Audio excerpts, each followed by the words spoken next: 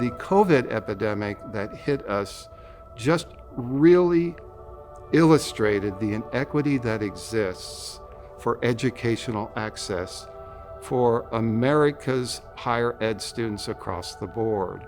It's just been exacerbated here because it's illustrated the gaps that we've ignored as a state and a nation to deliver equitable resources for all students across the state. There has always been a digital divide. It was spotlighted during the pandemic, and now what we really observed was not just a divide, but a digital cliff.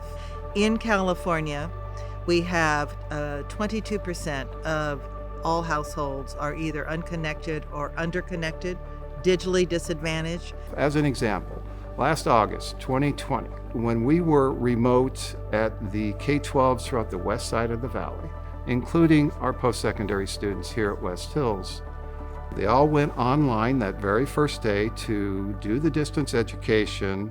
What happened? On that morning here in Coalinga, the internet broke. So broadband's definitely an issue. And living in the country, you don't get good internet, right? So what I ended up having to do is I had to couch surf with some friends, just stayed on their couch. I lived off of the food pantry.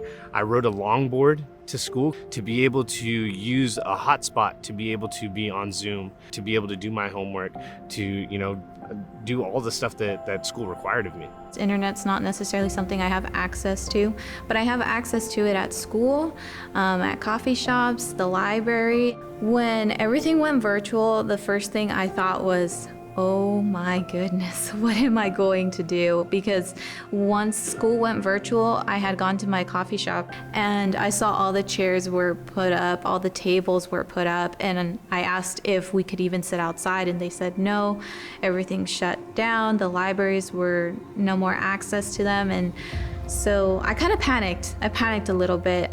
As a farm worker, or just coming from a farm working family, you expect everybody in the family to contribute economically because, it's, we have those needs.